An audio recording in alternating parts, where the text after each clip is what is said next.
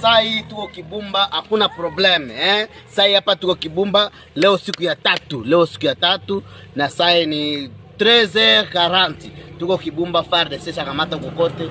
Ndio maana nakwambia msipanike, mwingine kwa pia makambo haya M23 nani abako hapa. Kitokose makasi. Unaona?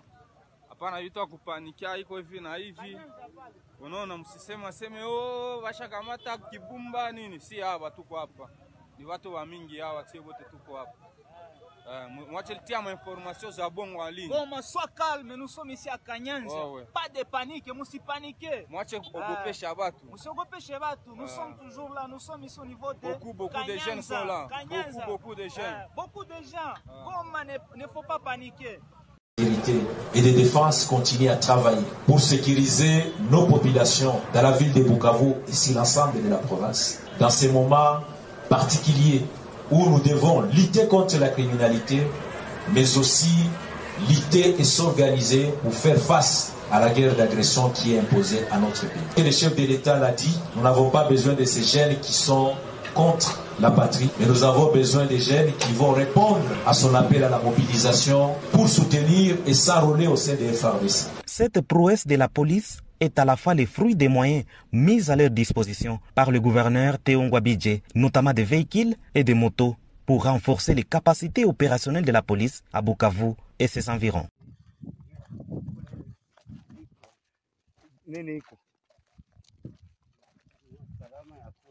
Usalama kama iko namna gani, usiangalie soda kisi biko one na maposition ba soda upite saa mkimbizi. Sasa kama ulifika kule ulitabaita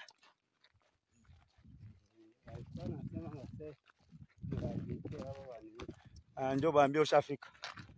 Sasa kama banakuuliza ulitaba kwa babeba huko ulitaba pitisha njia wapi?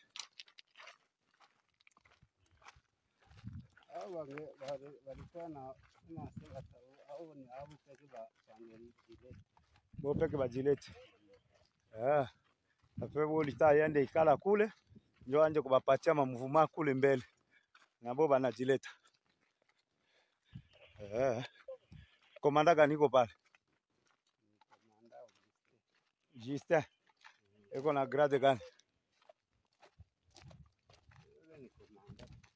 Ule alifanyaka meeting kiwanja.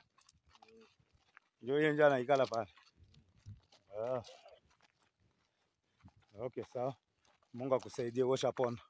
Unasikia? Ushapona. Utakufa tena. Sisi tuko gouvernement. Kama tulikuwa babandi, roho mubaya, sisi tunafuata DH, droit humanitaire. Pale tu balita ukatakata unakufa.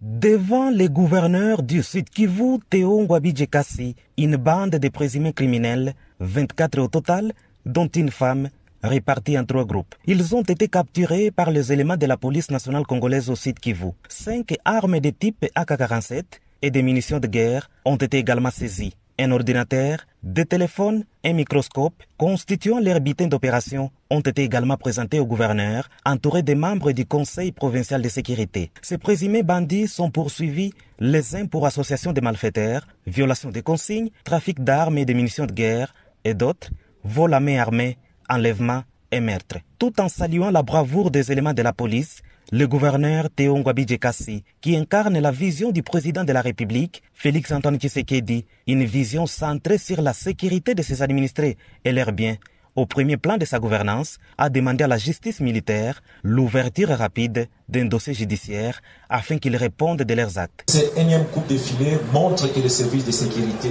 et de défense continuent à travailler pour sécuriser nos populations dans la ville de Bukavu et sur l'ensemble de la province. Dans ces moments particuliers où nous devons lutter contre la criminalité, mais aussi lutter et s'organiser pour faire face à la guerre d'agression qui est imposée à notre pays. Et le chef de l'État l'a dit, nous n'avons pas besoin de ces jeunes qui sont contre la patrie, mais nous avons besoin des jeunes qui vont répondre à son appel à la mobilisation pour soutenir et s'enrôler au sein des FARDC. Cette prouesse de la police est à la fois le fruit des moyens mis à leur disposition par le gouverneur Théo Ngwabidje, notamment des véhicules et des motos, pour renforcer les capacités opérationnelles de la police à Bukavu et ses environs.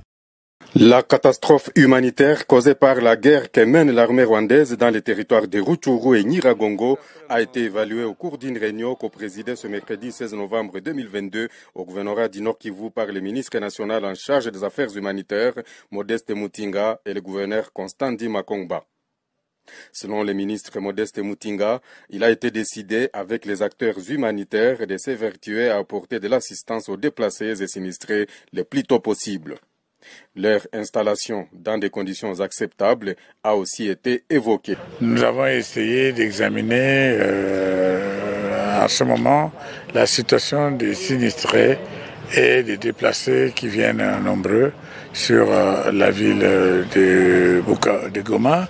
Et nous avons tiré les conclusions qu'il faudrait pour leur apporter assistance le plus rapidement possible, pour les installer d'une manière acceptable, qui répondent aux conditions d'hébergement, d'alimentation et surtout aux conditions de protection et de sécurité.